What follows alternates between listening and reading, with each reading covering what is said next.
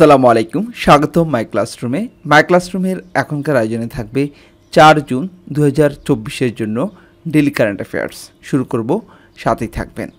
প্রথম প্রশ্নটি হচ্ছে, জাতীয় চা দিবস কবে পালিত হয়?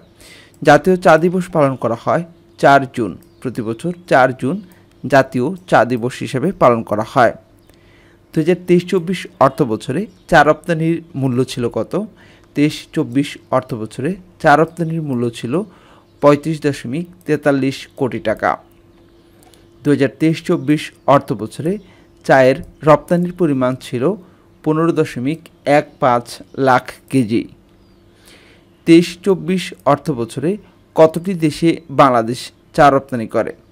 23-24 অর্থ বছরে মোট 23টি দেশে বাংলাদেশ চা রপ্তানি করে। সাধারণ মানুষের ব্যবহারযোগ্য বৈদ্যুতিক ফ্রিজ তৈরি করেন কে? তিনি মার্কিন প্রকৌশলী ফ্রেড ডব্লিউ উলফ।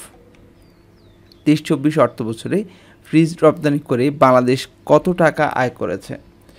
175 কোটি টাকা আয় করেছে 23-24 অর্থ বছরে ফ্রিজ রপ্তানি করে।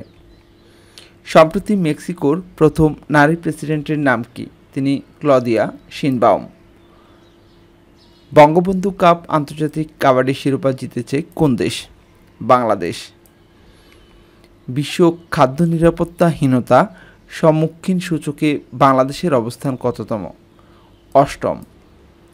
নবম টি-20 বিশ্বকাপের 2024-এর চ্যাম্পিয়ন দল কত ডলার প্রাইজ মানি পাবেন? 24,50,000 ডলার। বঙ্গবন্ধু আন্তর্জাতিক কাবাডি কাপ শিরোপা চ্যাম্পিয়ন দল কোনটি? চ্যাম্পিয়ন দল বাংলাদেশ। দ্বিতীয় দল হচ্ছে নেপাল। বিবিএসের তথ্য মতে মে মাসে দেশে মূল্যস্ফীতির পরিমাণ কত দাঁড়িয়েছে? 10.76%। সম্প্রতি ইসরায়েলিদের ভ্রমণে নিষেধাজ্ঞা দিয়েছে কোন দেশ? মালদ্বীপ। ভারতের লোকসভা নির্বাচনে কত সংখ্যক ভোট পড়েছে? 64,20,00,000। ব্লুমবার্গের তথ্য মতে এশিয়ার শীর্ষ ধনী ব্যক্তির নাম কি? গৌতম আদানি। বিশ্ব খাদ্য নিরাপত্তাহীনতার সম্মুখীন সূচকে শীর্ষ দেশ কোনটি? কঙ্গো প্রজাতন্ত্র। এবারে আমরা গতকালকের যে কুইজটি ছিল তার উত্তর জানব। প্রথমে WTO এর প্রতিবেদন অনুযায়ী বিশ্বে আমদানিতে শীর্ষ দেশ কোনটি? আমদানিতে শীর্ষ দেশ হচ্ছে যুক্তরাষ্ট্র। সঠিক উত্তর সি, যুক্তরাষ্ট্র। এবারে আজকের কুইজটি দেখব। সম্প্রতি পুরুষদের বিদেশ গমন বন্ধ করেছে কোন দেশ? আপনার জন্য 4টি অপশন থাকবে: ইরান, ইউক্রেন, রাশিয়া, মিয়ানমার। প্রশ্নটি আবার বলছি, সম্প্রতি পুরুষদের বিদেশ গমন বন্ধ করেছে কোন দেশ?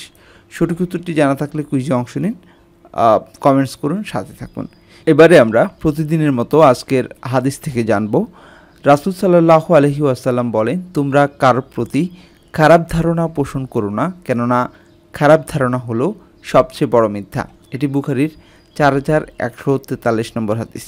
আজ এ পর্যন্তই। এতক্ষণ পর্যন্ত যারা সাথে ছিলেন সবাইকে অসংখ্য ধন্যবাদ। আল্লাহ হাফেজ।